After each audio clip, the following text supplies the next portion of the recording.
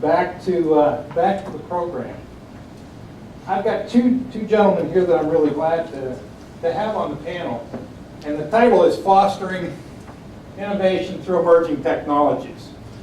And as I've heard the speakers this morning, the speakers over lunch, it's amazing to me, it must have been meant to be, that what we're going to do here today is fit in very well with that. Okay.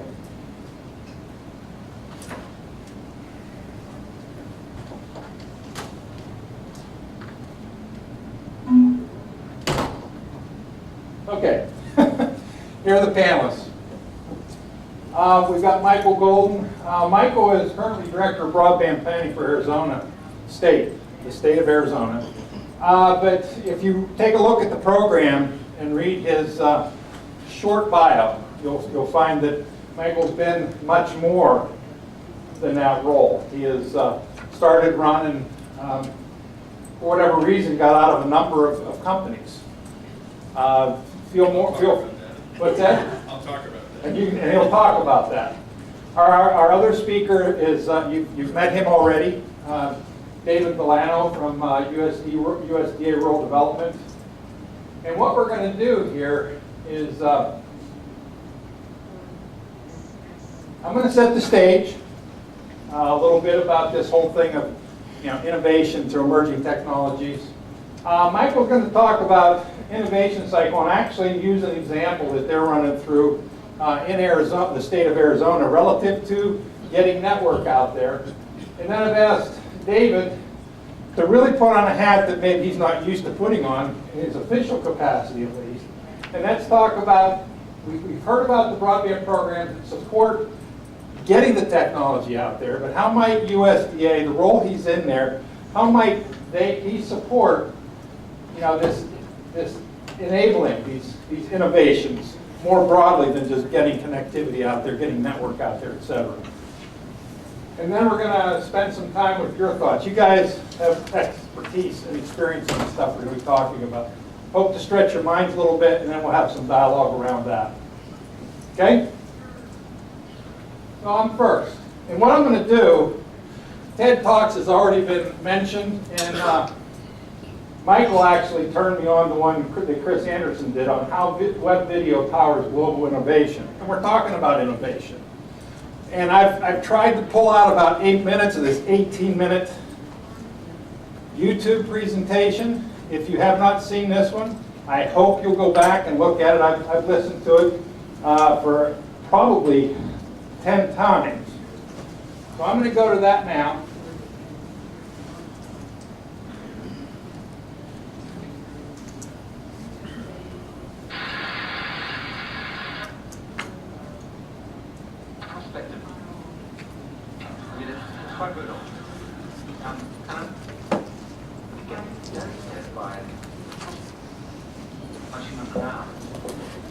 There are circumstances where they can do something really cool. It's a phenomenon that any organization or individual can tap into. It's certainly impacted the way we think about TED's future and perhaps the world's future overall. So let's explore. The story starts with just a single person, a child, strangely. This kid's known as a little demon. He's doing tricks here, dance tricks, that probably no 6-year-old in history ever managed before. How did he learn them? And what drove him to spend the hundreds of hours of practice this must have taken? Step bro game up, oh! Step bro game up, oh! So that was sent me by this man, filmmaker Jonathan Chu. He told me that was the moment he realized that internet was causing dance to evolve. This is what he said at TED in February. I mean, in essence, dancers were challenging each other online to get better. Incredible new dance skills were being invented. Even the 6-year-olds were joining in. I mean, it felt like a revolution. And so John had a brilliant idea. He went out to recruit the best of the best dancers off of YouTube to create this dance troupe, the League of Extraordinary Dancers, the LXD. I mean, these kids were web taught, but they were so good, they got to play the Oscars this year. And at TED here in February, their passion and brilliance just took our breath away. So this story of the evolution of dance seems strangely familiar. You know, a while after TED Talk started taking off, we noticed that speakers were... Now, I'm going to go through some more here.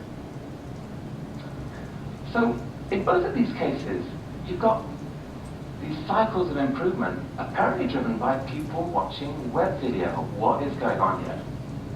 Well, I think it's the latest iteration of a phenomenon we can call crowd-accelerated innovation. And there are just three things you need for this thing to kick into gear. You can think of them as three dials on a giant wheel. You turn up the dials, the wheel starts to turn. And the first thing you need is a crowd, a group of people who share a common interest. The bigger the crowd, the more potential innovators there are. That's important. But actually, most people in the crowd occupy these other roles. They're creating the ecosystem from which innovation emerges. The second thing you need is light. You need clear, open visibility of what the best people in that crowd are capable of, because that is how you will learn, how you will be empowered to participate. And third, you need desire. Innovation's hard work. It's based on hundreds of hours of research and practice. Absent desire, not going to happen. Now, here's an example, pre-internet, of this machine in action. Dancers at a street corner, it's a crowd, small one, but they can all obviously see what each other can do. And the desire part comes, I guess, from social status, right? Best dancer walks tall, gets the best date. There's probably going to be some innovation happening here. But on the web, all three dials are ratcheted right up. The dance community is now global. There's millions connected. And amazingly, you can still see what the best can do.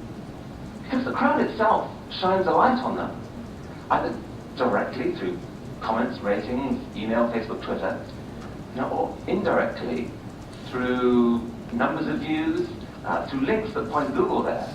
So it's easy to find the good stuff. When you found it, you can watch it in close-up repeatedly and read what hundreds of people have written about it. That's a lot of light. But the desire element is really, dialed way up. I mean, you might just be a kid with a webcam, but if you can do something that goes viral, you get to be seen by the equivalent of sports stadiums crammed with people. You get hundreds of strangers writing excitedly about you. And even if it's not that eloquent, and it's not, it can still really make your day. So, this possibility of a new type of global recognition, I think it's driving huge amounts of effort. And it's important to note that it's not just the stars who are benefiting. Because you can see the best, everyone can learn. Also, the system is self-fueling. It's the crowd that shines the light and fuels the desire. But the light and desire are a lethal 1-2 combination that attract new people to the crowd. So this is a model pretty much any organization could use to try and nurture its own cycle of crowd-accelerated innovation. Invite the crowd, let in the light, dial up the desire. And the hardest part about that is probably the light. Because it means you have to open up, and you have to show your stuff to the world. It's by giving away what you think is your deepest secret that maybe millions of people are empowered to help improve it. And very happily, there's one class of people who really can't make use of this tool. Now, the dark side of the web is allergic to the light. I don't think we're going to see terrorists, for example, publishing their plans online and saying to the world, please could you help us to actually make them work this time? But you can publish your stuff online. And if you can get that wheel to turn, look out. So at TED, we've become a little obsessed with this idea of openness. In fact, my colleague June Cohen's taken to calling it radical openness, because it works for us each time. We opened up our talks to the world, and suddenly there are millions of people out there helping spread our speakers' ideas, and thereby making it easier for us to recruit and motivate the next generation of speakers. By opening up our translation program, thousands of heroic volunteers, some of them watching online right now, and thank you, have translated our talks into more than 70 languages, thereby tripling our viewership in non-English speaking countries. By giving away our TEDx brand, we suddenly have We're getting great talks back from them. I mean, it's really not news for me to tell you that innovation emerges out of groups. We've heard that this week. This romantic notion of the lone genius with a eureka moment that changes the world is misleading. Even he said that, and you would know. We're a social species. We spark off each other. It's also not news to say that the internet has accelerated innovation. Now, for the past 15 years, powerful communities have been connecting online, sparking off each other. If you take programmers, the whole open source movement is a fantastic instance of crowd-accelerated innovation. But what's key here is that the reason these groups have been able to connect is because their work output is of the type that can be easily shared digitally. A picture, music file, software. And that's why, what I'm excited about, or what I think is underreported, is the significance of the rise of online video. This is the technology that's going to allow the rest of the world's talents to be shared digitally, thereby launching a whole new cycle of crowd-accelerated innovation. The first few years of the web were pretty much video-free. For this reason, video files are huge, the web couldn't handle them, but in the last 10 years, bandwidth has exploded 100-fold. Suddenly, here we are, humanity watches 80 million hours of YouTube every day. Cisco actually estimates that within 4 years, more than 90% of the web's data will be video. If it's all puppies, porn, and piracy, we're doomed. I don't think it will be. Video is high bandwidth for a reason. It packs a huge amount of data, and our brains are uniquely wired to decode it. Here, let me introduce you to Sam Haber. He's a unicyclist. Before YouTube, there was no way to discover his sport's true potential. Because you can't communicate this stuff in words, right? But looking at video clips posted by strangers, a world of possibility opens up to him. Suddenly he starts to emulate, and then to innovate. And a global community of unicyclists discover each other online, inspire each other to greatness. And there are thousands of other examples of this happening, of video-driven evolution skills, ranging from the physical to the artful. And I have to tell you, as a former publisher of hobbyist magazines, I find this strangely beautiful. And there's a lot of passion right here on this screen. But if Rube Goldberg machines and video poetry aren't quite your cup of tea, how about this? Jove is a website that was founded to encourage scientists to publish their peer-reviewed research on video. There's a problem with a traditional scientific paper. It can take months for a scientist in another lab to figure out how to replicate the experiments that are described in print. Here's one such frustrated scientist, Moshe Pritzker, the founder of Jove. He told me that the world's wasting billions of dollars on this. But look at this video. I mean, look, if you can show, instead of just describing, that problem goes away. So it's not far-fetched to say that at some point, online video is going to dramatically accelerate scientific advance. Here's another example that's close to our hearts at TED, where video is sometimes more powerful than print, the sharing of an idea. Why do people like watching TED Talks? Okay, I hope that little clip, and I really encourage you to take a look at that in its entirety. It gets into more about crowd-accelerated innovation and how that works, at least to think about it. Some of the things that relates directly to, in my opinion, to the work we're doing, it showed why we need to have the networks out there. I think equally important, at least to me, it said, okay, and it may raise some questions in my mind, what am I doing in my communities to help the folks that are working out there see how they can use this stuff to innovate, to be involved in an innovation community. Our speaker this morning talked about teams of researchers, teams of small business people, teams of students, and doing some pretty darn innovative stuff. So the question that I would raise that's been raised in my mindset is, how am I portraying this stuff to get some of the rural folks in my communities engaged in thinking this way a little bit? Okay, I'm going to move on now, and I'm going to turn the stage over to Michael Golden. And as I said, he turned me onto this particular TED Talk, and I was very appreciative of it. And I've taken a look, we've talked, spent some time on the phone, and listened. Michael. Thanks. You bet. Can I take that? Oh, yeah, that would be a good idea. And also the microphone. Can I need the mic now?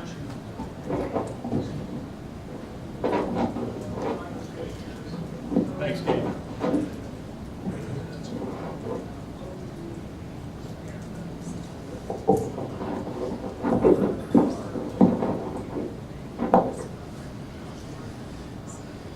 Thank you, everyone. Can you hear me on that? Your side pocket. Well, my wife will assure you that I am not a member of the League of Extraordinary Dancers. I could watch a million hours of that and still not become one of those. On the other hand, when we start to talk about what we need to do with broadband, the definition of broadband that's most commonly used as the minimum level that gets defined as broadband is still all around text, all around web browsing, nothing about this kind of transformational impact of the internet. We have done some calculations in Arizona, and if you're looking at a video on a cell phone or a smartphone like an iPhone, basically 5 to 7 megabits per second will deliver a really high quality experience on a small screen like this. But if you want to look at it on a 6-foot diagonal screen in your living room, the number is much more per screen, something like 12 to 15 megabits per second, because there's a lot more pixels that you have to fill up on the screen. And if you start to have more than one screen in your home, you start to need a minimum of 25 to 50 to 100 megabits per second to really have incredible experiences. But before we jump into all of that, I want to give you just a little bit of my background. This is, next month will be the end of my first year doing anything inside government. I've always been in the private sector before that, and there's a reason why I'm now doing this in government. I've been designing advanced global networks for the last 40 years. And in 1996, I and a team invented a supercomputer that could do for the internet what Signaling System 7 did for the growth of the public switch telephone network globally. It's basically a control network that would allow the steering of capacity across routers, switches, and fiber optic capacity such that you could avoid congestion in the backbones of the global internet. I sold the company to a little company called Enron. Enron Broadband. And I wound up for a brief, crazy year becoming Chief Technology Officer for that broadband group, replacing a guy who had failed to design the network they were looking for, and also head of Enron's global broadband services. When I realized that they were failing, not only did it wipe me out pretty much personally, but I was able to convince them. I had been in a lengthy conversation with the early creators of Internet 2, the various university consortia that were putting the early stages of Internet 2 together, and they were in love with this architecture that I had sold to Enron. And I was able to convince the Enron management that they should simply put the patents in the public domain. And so that controlled network technology is now in use throughout Internet 2. But I also needed to pay some bills, so here I am. And anyway, the innovation cycle that I see starts for me with this device. I mean, I've been doing a lot of innovation over the years, but I was listening to the Acomia that were being spoken about Steve Jobs after his passing. And it was often said, he really didn't invent the stuff that made Apple one of the greatest companies in the world. What he did was he packaged it in a way that made it compelling to want to use it. And so that philosophy kind of guides the things that I and my team at Arizona, including Kayla Updike, are trying to actually implement in Arizona. So when we started out looking at what could get this state to become an innovator in getting broadband adoption and broadband infrastructure in place in the state, we said it's about the packaging, it's about the messaging. How do you get legislators and service providers and school systems to begin to understand the fundamental importance of what we're all asking them to do? And how do you make it credible that it's possible to do it? So what we decided was, and this is something that I've used as a philosophy in all of the various companies that I've started, is look around first and see what resources are actually available that you can build on, back to standing on the shoulders of giants. And I looked around in Arizona and I realized that there were 6,000 miles of federally funded and state-funded highways throughout the state. Interestingly enough, those highways connect to where people are that might want to use broadband services. And so the question became, how can we take out a rural highway that exists, and how can we shift the political attitude about the reuse of that highway as a new kind of an infrastructure by getting basically the agreement that's necessary to be able to put fiber conduits down those miles of highway. One of the interesting things about that is all of the issues of having to go for EPA approvals and all of the other things that you would need to do if you just went out across open land pretty much disappear, because the highway already has all of the necessary blessings to exist. And we realized, actually taking a lesson from the poles argument, where the FCC redefined the pole as including conduit and all kinds of other infrastructure besides just a pole. We said, what if we can convince the powers that be in Arizona to redefine what a highway is? The current definition under statute is basically a highway is an infrastructure that's supposed to support the transport of goods and services and people. And we said, what if we added to that? How about supporting the transport of information?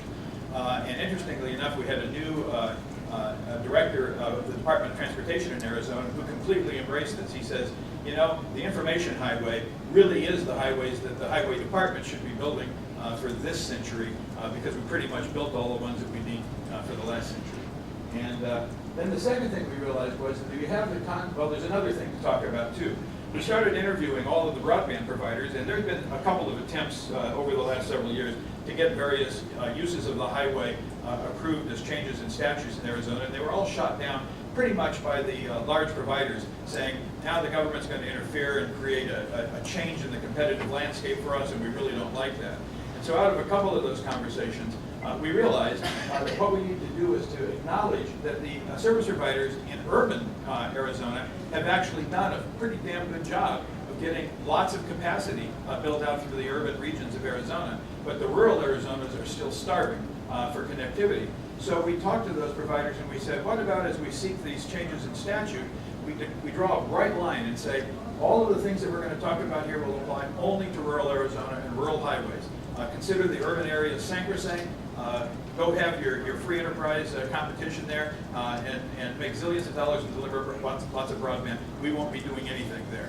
Well, all of a sudden, that changed our story from one that was threatening to those providers to one in which they started to say, wait a second, this may actually create new opportunities. So the model became put conduits down the sides of those highways that already are approved from the standpoint of regulation and permitting, and allow the providers to spend the money to actually pull the fiber through the conduits.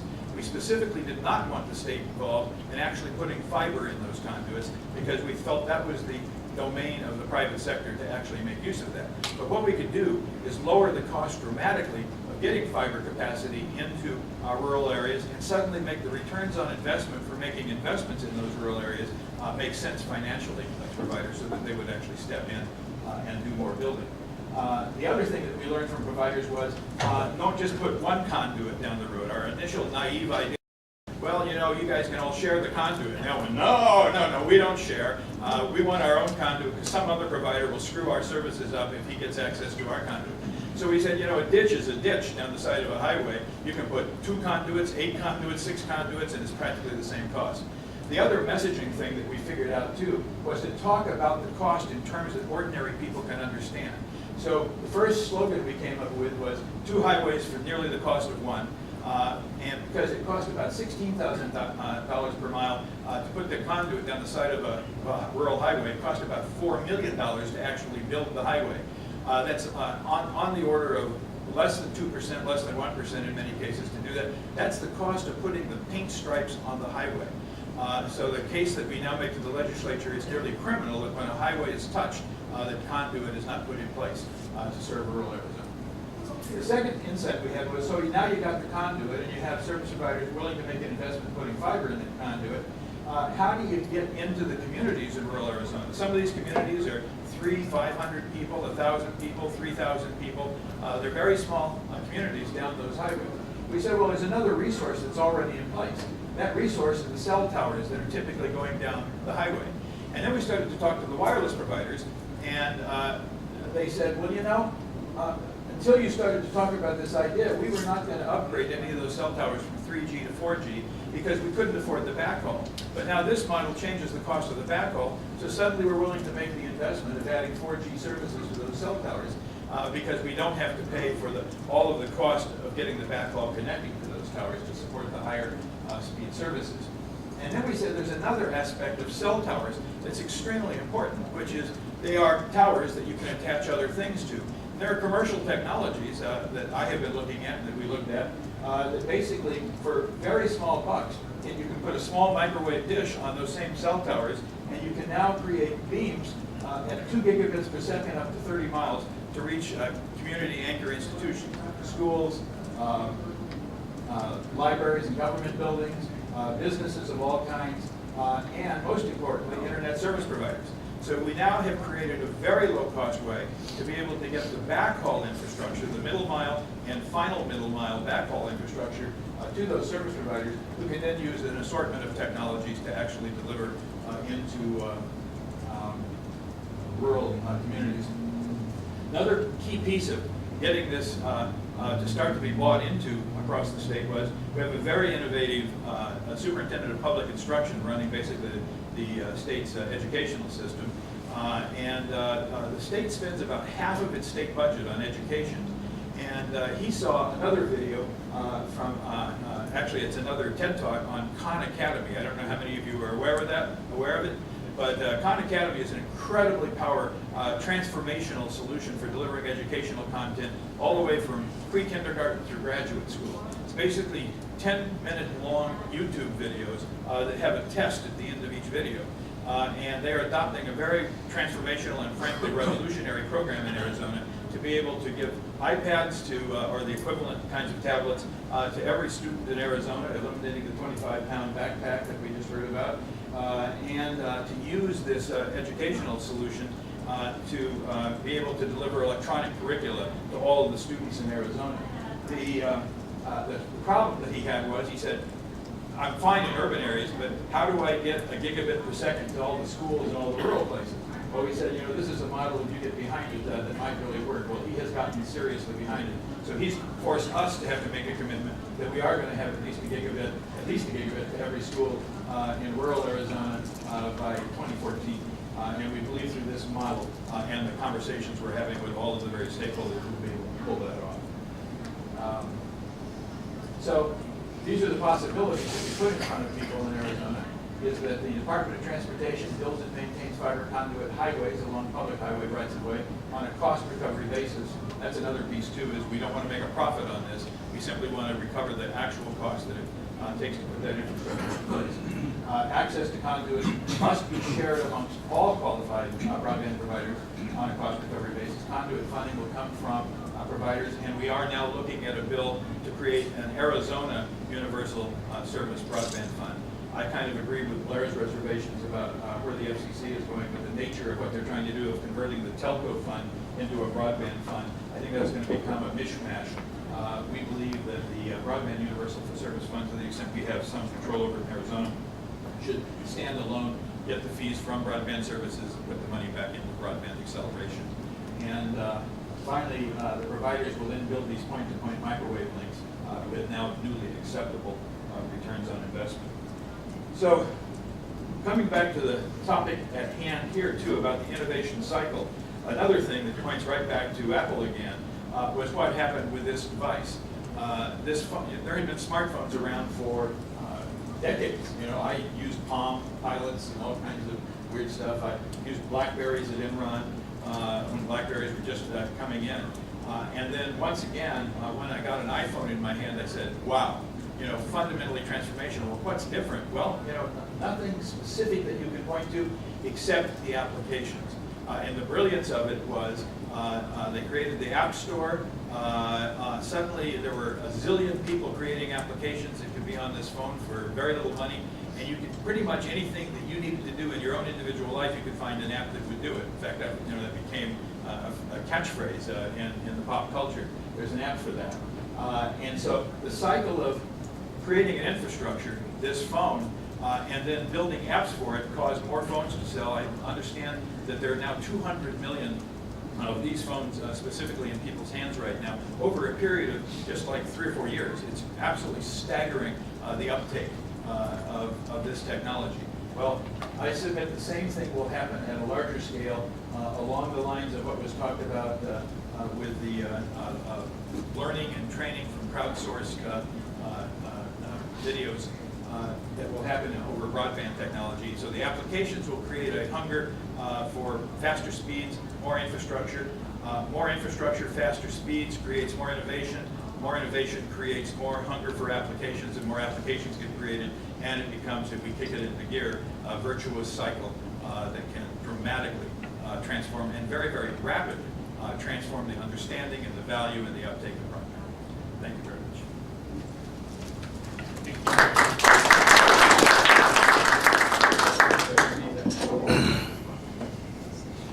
You want to sit there, Joe? Yeah, I don't know the Okay.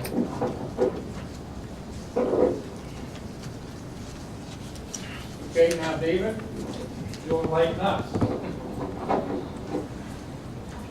Put on your tie, David. On the top? Okay.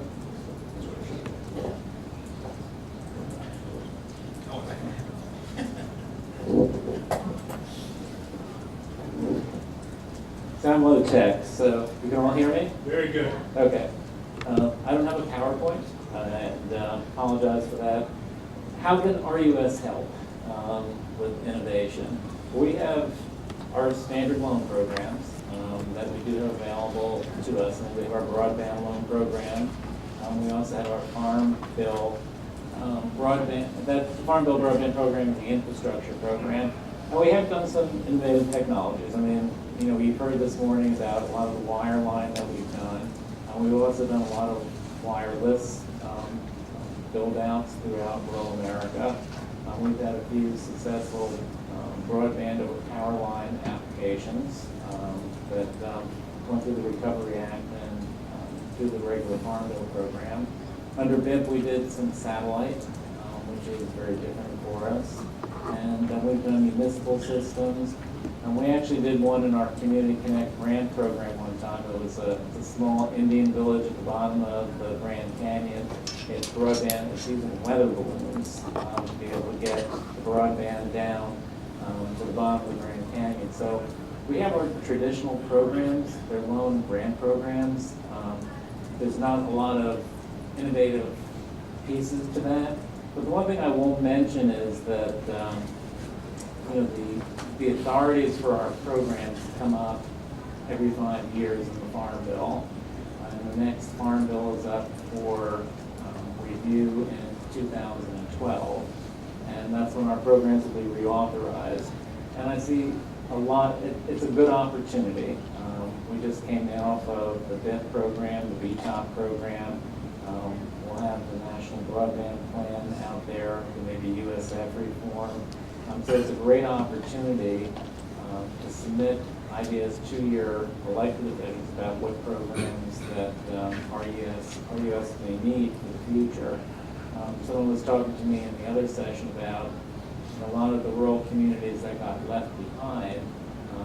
They don't have any funds or any resources for technical assistance. And we did, under the Recovery Act, fund about 15 technical assistance grants, primarily for tribal governments, to be able to develop broadband plans. I'm not promoting that. I don't promote legislation from Washington, but those are all different things. We can respond to it, but we're not in the position to actually recommend legislative changes to Congress. But we can certainly talk to them about a dialogue and talk about different programs that we could use. And within the rural development mission area, we do have a lot of business grant programs, and some of these innovative ideas may actually fit into our, we have a rural business opportunity grant program. We have a lot of different grant programs that are available to us. And that's why I was mentioning this morning about having the broadband coordinator in each one of our state offices. We have our GFRs, and going back to the structure of RUS, we've always used the national office. Our program is very centralized, and then we have our GFRs.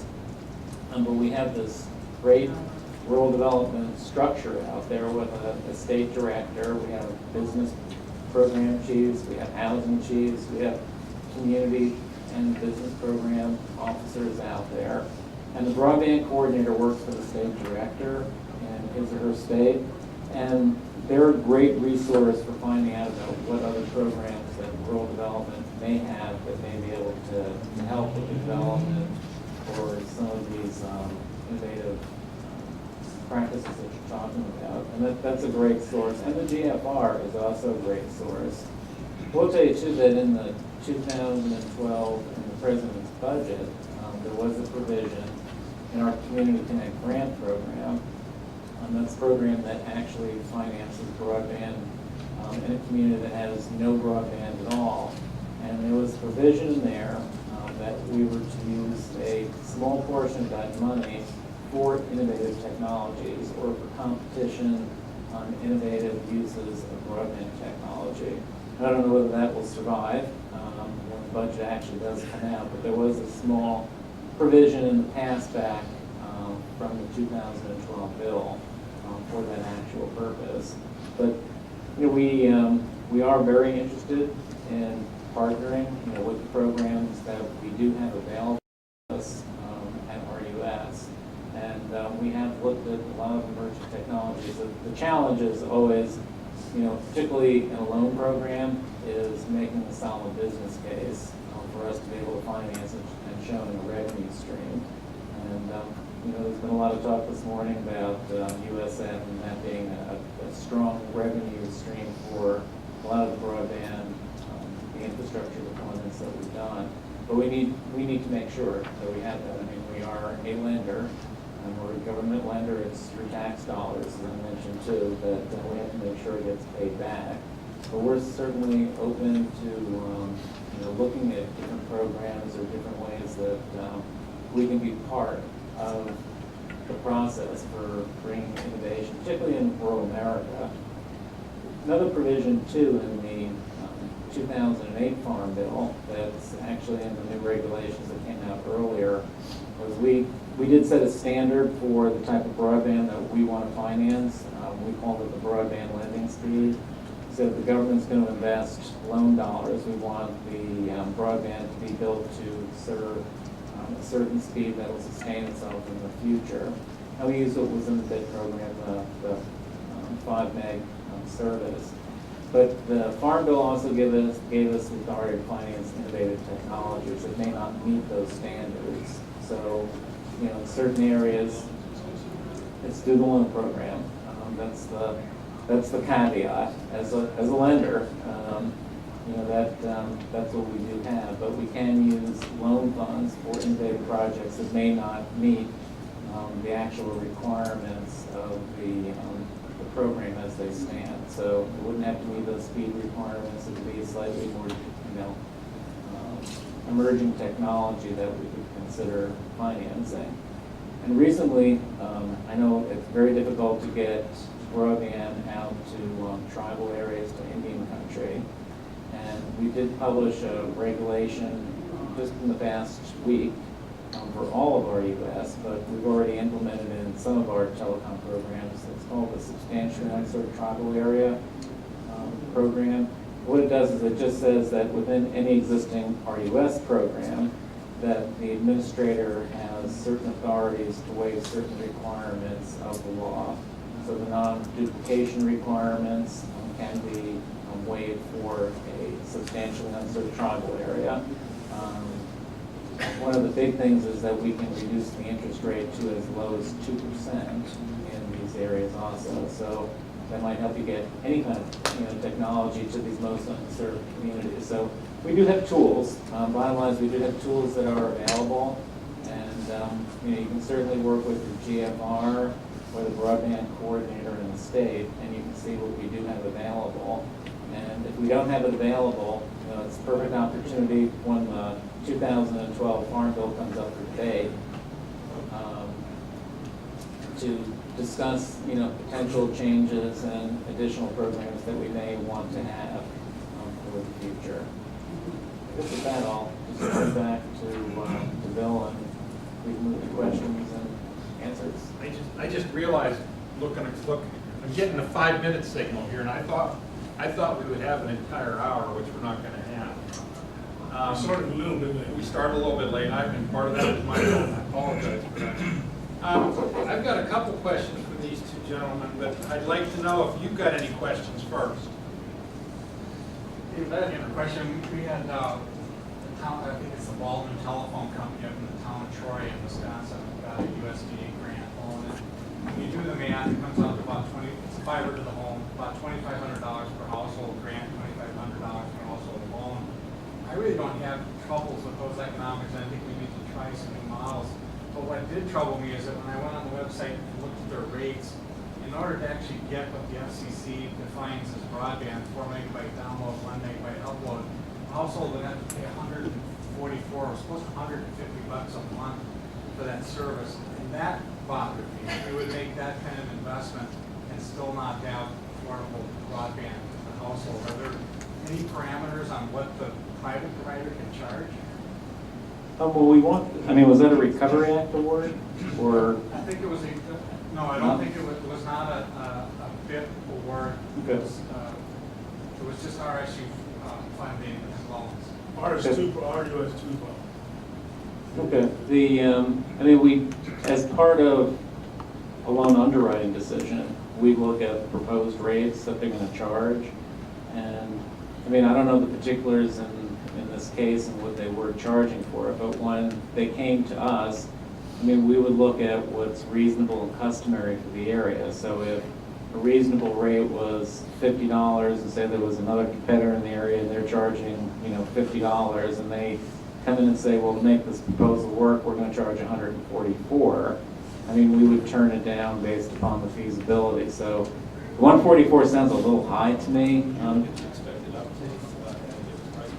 Sure, we look at the question was, do we look at the expected uptake? And we do. I don't know whether that was for a business package.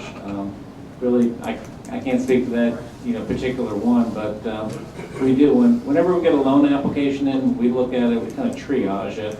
We look at it from the technical side, and then we look at it from the financial side. And we try to make a good decision with the cost to make sure that it is affordable. Quick comment, David. Something a suggestion that we'll have an innovative solution at the end of it. That is, especially your community grant program, where you ascertain that there is no broadband in a particular community, and then you provide grants to do so. Those are perfect test beds to see the impact of broadband on a community all over the United States. And what we have never seen really is good data that happens 3 to 5 years later after the implementation of the broadband. We assume that you didn't pull the money back and it didn't work. So I would suggest you go back and review the hundreds of community grant programs that you've allowed in the last 10 years, and you come back with a report that shows anecdotal and also combined aggregate information that tells us what the impacts of those have been on the economy. I'm going to have to shut this off, but before I do, there was a comment that David made that I think we need to pay heed to, and that's the fact that the new Farm Bill is going to be going in place. And in that Farm Bill is, as you learned, if you didn't already know, a considerable amount of opportunity for some of these changes that might be rolling around your mind, at the very least, for ensuring that your representatives, your senators, understand why this stuff is needed and what value there is to those programs. So